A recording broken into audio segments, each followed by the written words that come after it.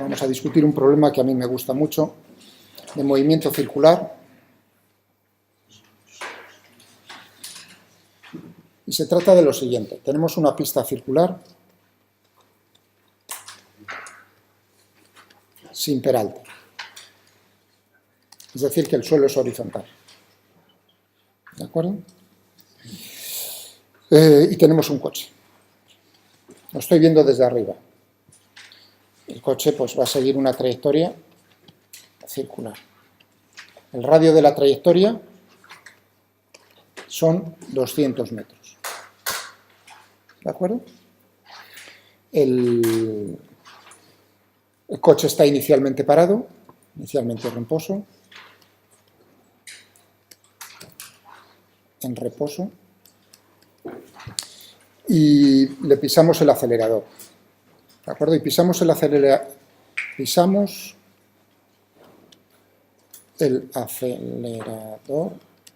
de una manera que, bueno, no es real, pero bueno, es un primer paso a la realidad de los motores, iba a decir, cómo es, porque cómo acelera un coche a potencia constante sería el siguiente paso para acercarnos un poco más a la realidad, no es lo que voy a poner yo aquí.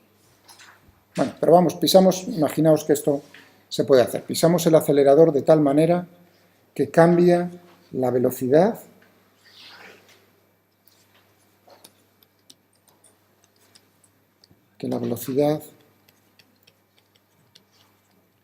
módulo de la velocidad, ¿eh? Es el problema con el español, el módulo. En inglés, speed. Que la velocidad cambia en 6 metros por segundo en cada segundo.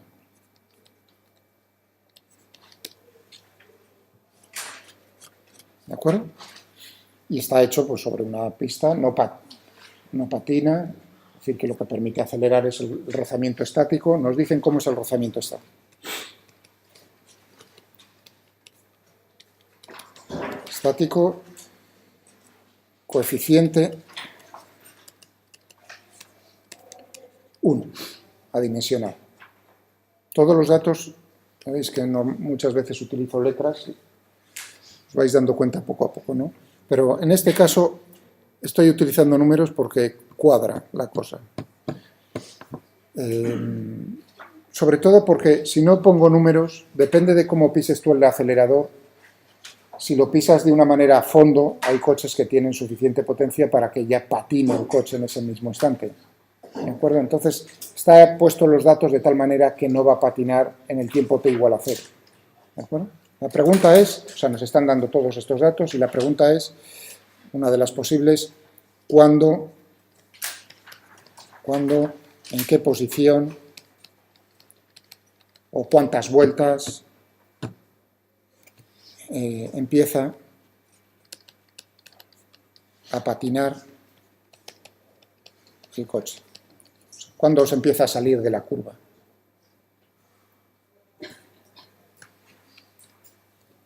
¿Entendido? ¿No? O sea, coches sí. ¿Cuál es la diferencia entre rozamiento estático y rozamiento cinético? Vale, pues ahora lo discuto. Por eso también quería hacer este problema. Aunque estamos en segundo, pero podría decir eso es de primero, sinceramente. Pero no voy a hacerlo. O sea, ninguna pregunta, sobre todo porque es que es tan importante que no tendría mucho sentido. Vamos a ver. Aquí estamos viendo cómo tenemos dos cuerpos en contacto, el suelo, ¿no? Y otro cuerpo, dos sólidos. ¿De acuerdo? Ahí tenemos siempre fuerzas de contacto. Una va a ser una fuerza normal, perpendicular a la superficie de contacto. Vale.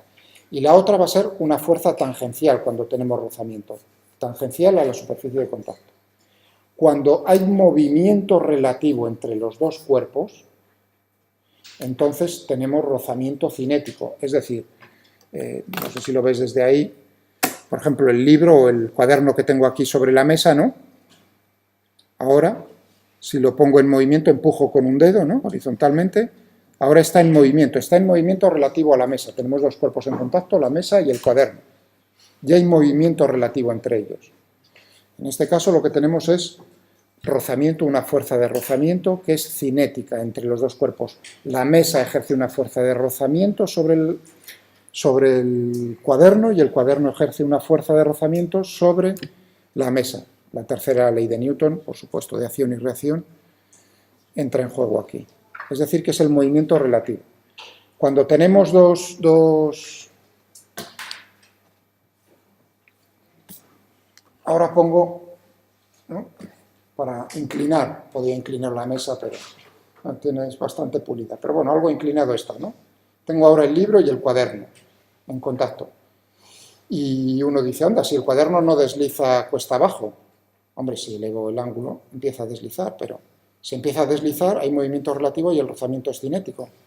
Pero si el ángulo no es muy grande, como en este caso, como estás viendo, como tengo yo ahora el libro, no desliza, eso quiere decir, hombre, el peso tiene una componente a lo largo de la superficie, inclinada.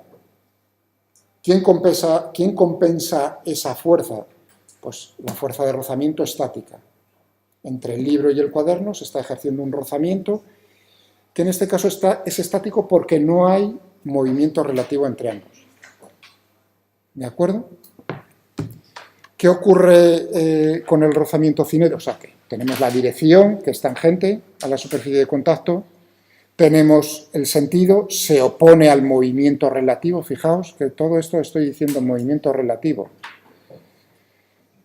Sobre todo para aquellos a los que os guste, que me imagino que tengo más de uno, darle zapatilla al coche, es decir, los rallies, ¿no?, y ver lo que pasa en las curvas en los coches de rally, cuando hacen patinar las ruedas y giran la dirección, las ruedas están patinando sobre el suelo. Ese es un movimiento que es bonito, pero es complicado, porque lo que tenemos que tener en cuenta en la dirección, para saber la dirección y el sentido de la fuerza de rozamiento cinética, en ese caso está patinando la rueda sobre el suelo. Que patine no significa que no haya rozamiento, sino que el rozamiento es cinético. Tenemos que ver cómo es la velocidad relativa del punto de contacto de la rueda en ese instante con el suelo. Y eso no es obvio, porque tenemos la combinación de dos movimientos. Uno, el del coche en sí patinando, deslizando sobre el suelo en la curva, y otro, las ruedas girando. Es decir, que el punto de contacto, para ver la velocidad relativa, tenemos que tener en cuenta esos dos movimientos. Es una composición de esos dos movimientos. Y en ese caso, por eso utilizan lo de girar las ruedas de forma en la dirección. ¿No veis cómo lo hacen? ¿Cómo giran? Y eso, claro, supongo que lo hace el entrenamiento. ¿Cómo giran de una manera que uno diría es antiintuitiva? Se la va a pegar, ¿no? Giran muchas veces hacia afuera, cuando tendría uno decir, si está patinando, está saliendo sobre de la curva, tendría que estar girando en el sentido para meter el coche hacia adentro. Y hacen justo lo contrario. Digamos, para que vuelva otra vez la tracción, otra vez la condición de rozamiento estático. ¿Sí? Todo eso pues se hace, para aquellos que os gusta patinar con patines y eso, hay muchas veces que uno hace cosas que uno que no lo ha entrenado no son normales. Es decir, que cuidado, parece sencillo, pero hay problemas. Este ejemplo que he puesto yo, que ya el rozamiento cinético, habría que mirar un poquitín. Sí. ¿El cambio de rozamiento estático a cinético es instantáneo? Ahora pasamos al rozamiento. Estoy diciendo, en el caso del rozamiento cinético tenemos la dirección, ¿no?, que se intenta oponer al movimiento relativo, es decir, la velocidad relativa me da la dirección, el sentido contrario. El módulo, que no lo he terminado de decir, es proporcional a la fuerza normal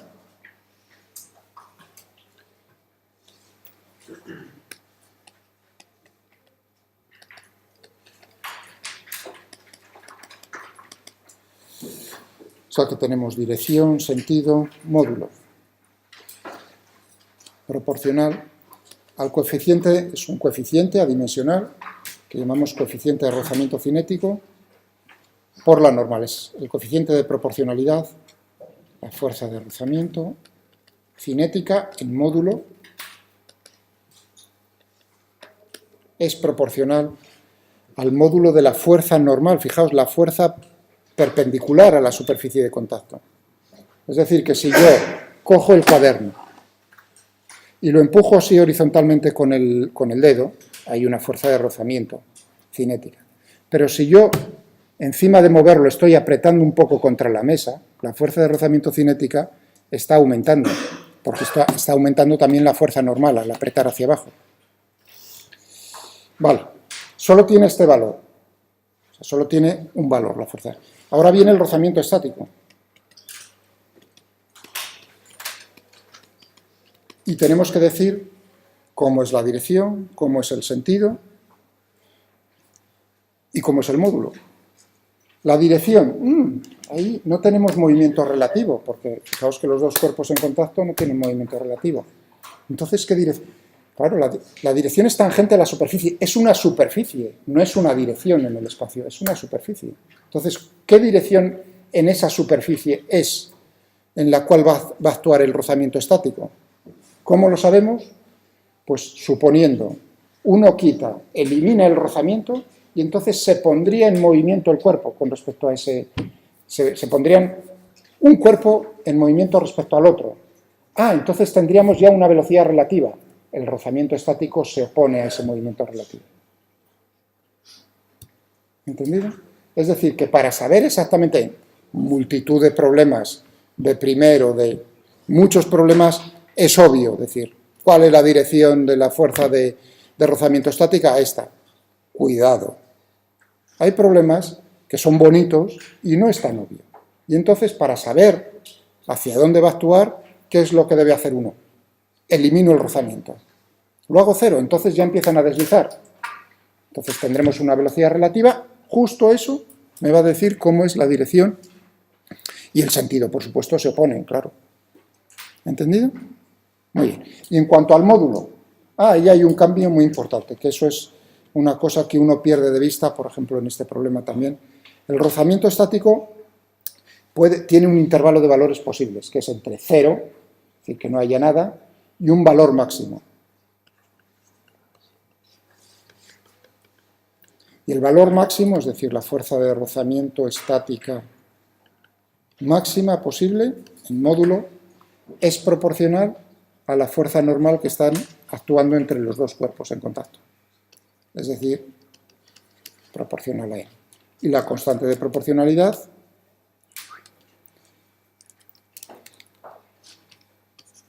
es el coeficiente mu, se suele utilizar la letra griega mu, coeficiente de rozamiento estático. Fijaos que esto es, uno lo explica así y parece que es un problema, bueno, puede parecer así, más sencillo. Fijaos que estamos hablando de fuerzas. Si pensáis cuál es el origen de esas fuerzas, es prácticamente una suma infinita de fuerzas electromagnéticas. Lo que tenemos cuando tenemos dos cuerpos que están uno cerca del otro, en contacto, porque ¿qué significa en contacto? Yo si pongo la mano encima de la mesa, ¿qué significa el contacto? ¿Qué significa el contacto? Que no hay nada entre medias. Tenéis que pensar que aquí lo que tengo son átomos en mi mano y átomos en la mesa. Y por supuesto que no se llegan a tocar los electrones ni los núcleos. Lo que tenemos son fuerzas naturalmente de... ¿Qué es lo que impide que mi mesa atraviese mi mano atraviese esta mesa? Las fuerzas de repulsión electromagnética entre unos y otros. Si no, pues podría hacer como en las películas, atravesarlo, porque el espacio realmente está prácticamente vacío, si uno lo piensa. Es decir, que tanto la fuerza normal como las fuerzas de rozamiento son nada más que fuerzas resultantes, es decir, la suma vectorial de un montón de fuerzas electromagnéticas que están actuando ahí entre los átomos de un cuerpo y del otro. ¿Entendido? O sea, que de sencillo, poco. En el rozamiento, pues uno sabe que los coeficientes de rozamiento, hace experimentos, ¿no? Ciencia de materiales, y la rugosidad. ¿Qué significa? Es como, digamos, como si yo tengo aquí, ¿no? Con un microscopio electrónico, miro cómo es una superficie pulida del cuerpo que tengo arriba y del que tengo abajo, pues eso es pulido. Si uno coge un microscopio de barrido y ve un cuchillo afilado, el filo de un cuchillo, que uno dice, uy, qué liso, qué bien corta. pues verá que las cosas vistas desde ese punto de vista no son tan uniformes. ¿Vale? Bueno, entonces lo que tenemos aquí es cómo encajan, es la explicación tonta que uno, que uno hace, cómo encajan un cuerpo las valles con los montes aquí entre estas dos superficies. Uno tiene que romper. Realmente uno lo que está rompiendo, cuando están estos dos, se están formando también enlaces entre un cuerpo y otro. Entonces, poner en marcha la pregunta que se me hacía antes, hace un momento, es decir, ¿cómo es? Yo tengo que poner en movimiento el libro sobre la mesa. Y eso, la fuerza que tengo que realizar, naturalmente, va a ser mayor que la fuerza que yo necesito para mantener el libro en movimiento con velocidad constante. Eso lo que quiere decir es que el coeficiente de rozamiento estático es mayor que el coeficiente de rozamiento cinético. Es decir, que cuando están quietos, digamos, le da tiempo a formarse una serie de enlaces que hay que romper, que tenemos que romper, mientras que cuando está en movimiento no da tiempo a que se formen esos nuevos enlaces. Por lo tanto, la fuerza que tenemos que ejercer para mantenerlo con velocidad constante, pues es ligeramente menor. Por eso el coeficiente de rozamiento estático es mayor que el cinético. Y por supuesto dependen de cómo está hecho cada uno de las... qué tipo de material, pero no solo de qué tipo de material, sino de cómo de pulido está la superficie, es decir, ahí vienen a hacer los experimentos y tabular los coeficientes de rozamiento. Cualquier libro que tengáis a mano lo pone. Acero sobre acero, cosas de esas. Bien, ¿alguna pregunta más sobre esto? Este es un pequeño recordatorio. Y ahora referido a nuestro problema, ¿no? Aquí tenemos rozamiento estático. Es decir, fijaos, ahí, cuidado. El coche, la pregunta sería, pero el coche se está moviendo sobre el suelo, pero cuidado, la rueda, lo que es importante es el punto de contacto con el suelo. La rueda, son las ruedas las que están en contacto con el suelo. Y las ruedas no están patinando.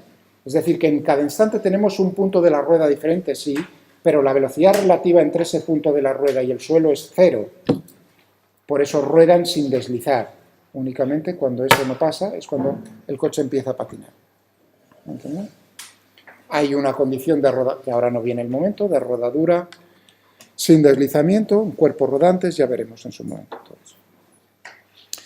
Bueno, tenemos aquí esto. Tenemos aquí el coche. Y la pregunta era, ¿cuándo empieza a patinar? Uno dice, bueno, me están diciendo cómo cambia el módulo de la velocidad en el tiempo. Esto es lo que está dando el enunciado. Cómo cambia el módulo de la velocidad en el tiempo es 6 metros por segundo en cada segundo, 6 metros por segundo al cuadrado. Es decir que implícitamente, y por esa es la forma como planteo el enunciado, es lo que nos está dando como información el enunciado es la aceleración tangencial. ¿Cómo está acelerándose tangencialmente el cuerpo? El coche. ¿De acuerdo? Y es constante, como nos está diciendo. Hasta que empiece a patinar es constante. Vale.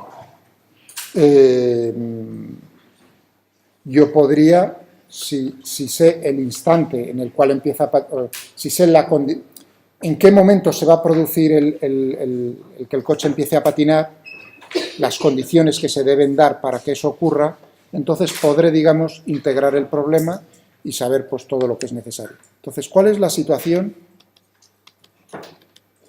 en la cual empieza a patinar? Supongamos que es en una posición como esta. Diagrama del cuerpo libre. Claro, porque aquí es ver las fuerzas que están actuando. Importante para que veáis la física del problema. Aquí, ¿qué fuerzas están actuando? ¿Cuántas fuerzas sobre mi... Estoy haciendo un diagrama del cuerpo libre. ¿Cuántas son las fuerzas que están actuando sobre el coche? El peso, la normal y la fuerza de rozamiento. Por cierto, como dato, 1.500 kilos el coche. Da igual 1.500 que 1.700, que 700. Se me ha olvidado, y una pena, porque a veces doy ese dato y es que es independiente de la masa. Es decir, que un coche de 2000 kilos va a empezar a patinar en el mismo instante, en la misma posición que un coche de 1000 kilos, con todas las condiciones del coeficiente de rozamiento, todo igual, naturalmente. Bien, tenemos el peso, la normal y la fuerza de rozamiento, que es estática. Si el suelo es horizontal, ¿qué ocurre? Por supuesto, la fuerza neta es la suma de todas ellas. ¿Qué ocurre con el peso y la fuerza normal si el suelo es horizontal? Que se anulan. Fijaos que aquí hacer un diagrama, dibujar las fuerzas, es tridimensional. En la planta, digamos, podría dibujar cómo es la fuerza de rozamiento. Estática. Pero no puedo dibujar la normal y el peso, porque es perpendicular al plano en el cual estoy dibujando. Si yo lo veo, la carretera, así, ¿no? Alzado, ¿no? Planta, alzado. O sea que tengo aquí el coche, tendría el peso y tendría la normal. Y la fuerza de rozamiento estática en el plano del suelo. No lo dibujo porque aquí el error habitual es precisamente pensar que la fuerza de rozamiento va justo hacia el centro de la trayectoria circular y eso está mal. Fijaos, sigamos discutiendo.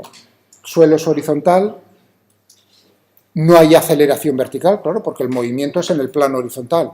Eso significa que esto y esto se anulan. Si yo llamo a este eje Z, AZ es igual a 0. ¿Está? ¿Estamos todos de acuerdo? Por eso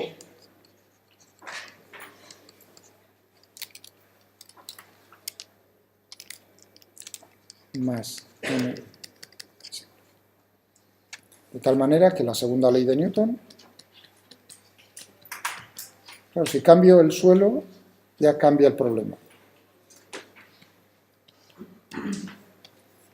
Fuerza neta, la fuerza neta se anulan dos, me queda únicamente esa. Es decir que la fuerza responsable de que pueda acelerarse el coche es la fuerza de rozamiento estática. ¿Qué es la aceleración? Los cambios en el vector velocidad. El vector velocidad, ¿cómo está cambiando? Está cambiando en módulo, pero está cambiando en dirección. Es decir, que esta fuerza tiene que dar cuenta de ambas cosas, de los cambios en la dirección y de los cambios en el módulo. Eso significa que tiene que tener una componente centrípeta y una componente tangencial. Ah, claro, por eso lo he dibujado yo de esta manera. ¿Se ha entendido? Esa es la... O sea, para hacer el dibujo correctamente uno tiene que pensar, decir, claro, me está diciendo que cambia el módulo de la velocidad, tengo aceleración tangencial, y que la trayectoria es curvilínea, que es una circunferencia, tengo aceleración centrípeta. Tengo ambas cosas.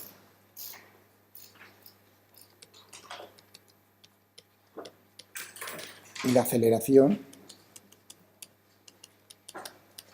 es la suma de ambas. ¿De acuerdo? Por supuesto, la aceleración tiene que tener la misma dirección y el mismo sentido que la fuerza de rozamiento estático. Y en módulo, pues el módulo dividido por la masa. ¿Estamos de acuerdo? ¿Entendido? Vale. Pero ¿qué ocurre en la trayectoria hasta que empieza a patinar? Desde el instante inicial, él se pone en marcha, va cada vez más rápido, pero ¿cómo es la fuerza de rozamiento estática que está actuando? ¿La máxima? No. Únicamente tendremos la fuerza de rozamiento estática máxima en el momento en el cual, justo antes de empezar a patinar, el rozamiento estático sigue creciendo, claro, porque la aceleración centrípeta está creciendo, no la tangencial, pero la centrípeta, cada vez la dirección está cambiando más rápidamente de la velocidad, más rápidamente, ¿de acuerdo? Es decir, que la aceleración cada vez es más grande, gracias a que la fuerza de rozamiento estático cada vez es más grande, hasta que ya, hasta aquí hemos llegado, ya no doy más de sí. Es el valor máximo que puedo tener, proporcional a la fuerza normal. Esa es la situación justo antes de empezar a patinar, la situación crítica. Por eso, si yo estaba dibujando, vuelvo a hacer el dibujo aquí. Supongamos que sea en esa posición.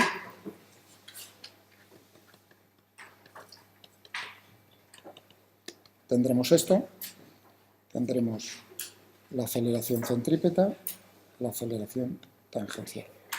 Vamos a ponernos por aquí. Esta es la dirección tangencial. Y esta es la dirección centrípeta. La velocidad, el coche se está moviendo hacia allá. ¿Vale? Muy bien. Pues vamos a por ello.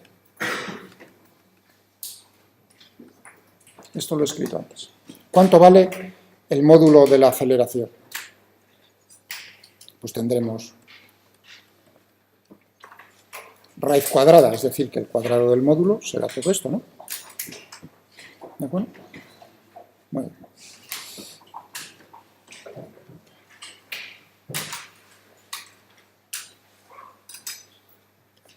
Aquí le voy a poner un subíndice a la velocidad porque estamos en la situación límite.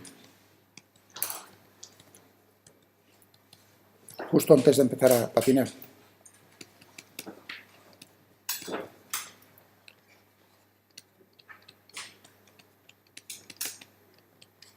Entonces tendremos aquí límite dividido por el radio de la trayectoria, que son 200 metros.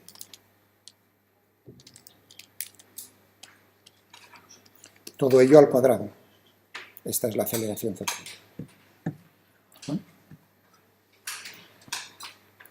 ¿Cuánto vale el módulo de la aceleración al cuadrado? Por la segunda ley de Newton. En módulo tendré la fuerza de rozamiento estática máxima dividido por la masa. Claro, el módulo de uno será el módulo del otro, ¿no? Dividido por la masa. ¿Qué es el coeficiente de rozamiento estático? Por la fuerza normal. La fuerza normal es el peso. M por G dividido por la masa. La masa y la masa se me va, es decir, que la aceleración máxima que puede proporcionar la fuerza de rozamiento es el coeficiente de rozamiento estático por la aceleración de la gravedad, por G. Es decir, que en este término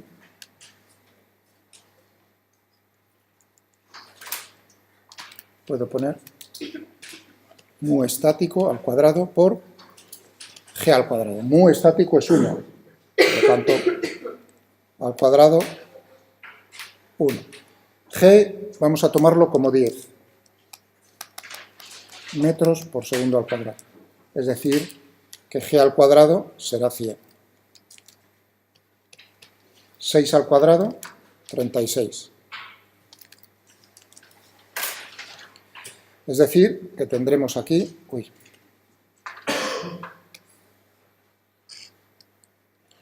tendremos aquí 100 menos 36 es 64. 64 igual al cuadrado. Es decir, que la velocidad límite al cuadrado dividido por 200 es la raíz cuadrada de 64, que es 8. ¿De acuerdo? Es decir, que tendremos, voy a borrar aquí, es decir, que tendremos que la velocidad límite justo antes de empezar a patinar al cuadrado será 8 por 200, es decir, 1600 metros cuadrados segundo al cuadrado, que es al cuadrado. Es decir, que la velocidad límite será la raíz cuadrada de eso, que son 40 metros por segundo.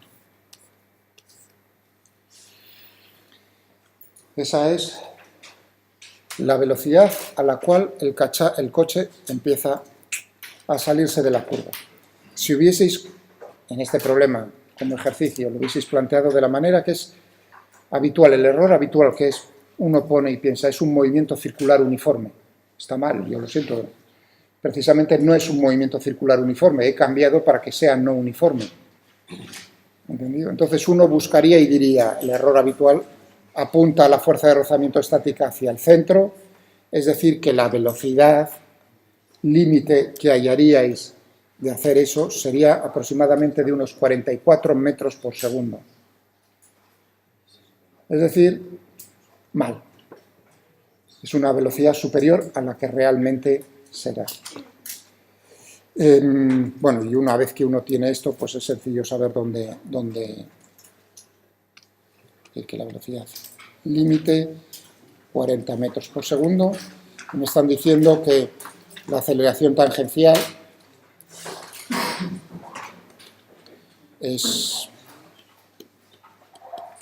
son 6 metros por segundo al cuadrado, constante. Eso significa que es un movimiento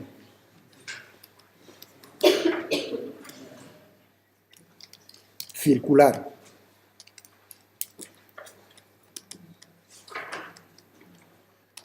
uniformemente acelerado. ¿Cómo cambia esto de manera constante? Uniformemente acelerado, es decir, que podemos integrarlo, igual a 6, es decir, de manera muy sencilla, desde t igual a 0, desde v igual a 0, hasta un t límite, hasta una velocidad límite. Aquí tendríamos en general pues que v sería igual a, en este caso v sub 0 es 0,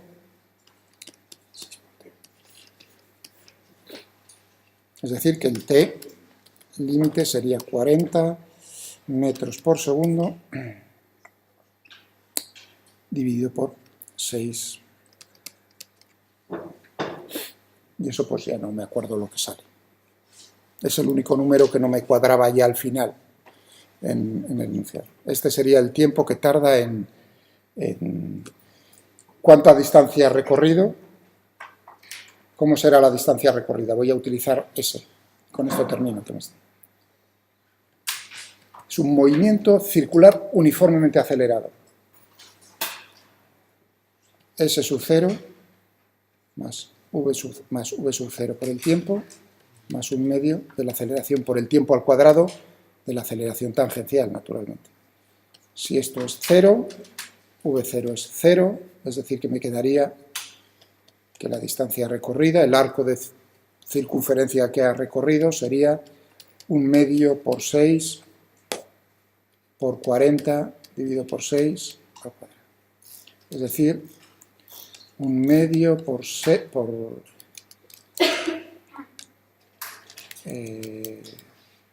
1600, ¿no?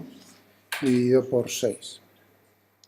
Es decir, 1600 dividido por 12 en metros.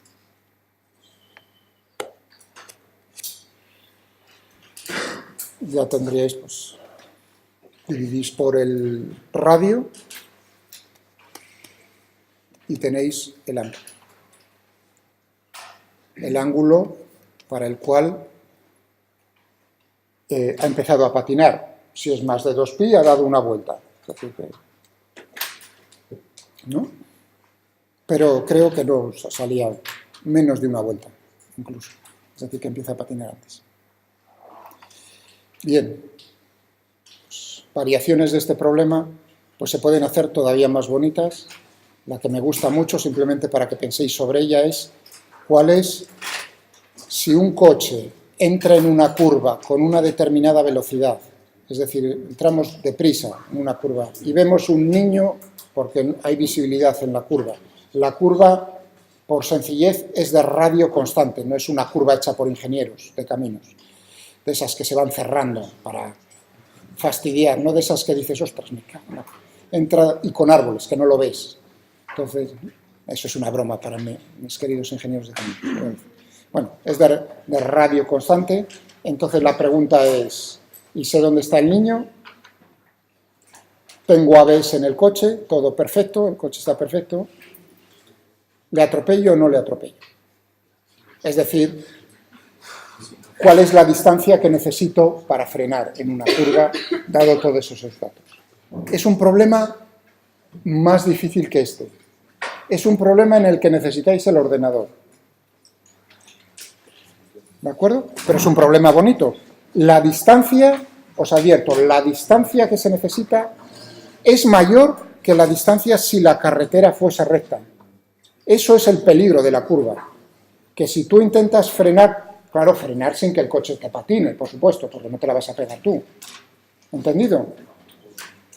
Es decir, que necesitamos más distancia de frenado en una curva que en una recta. Es así. De eso vienen los peligros. Lo dejamos aquí.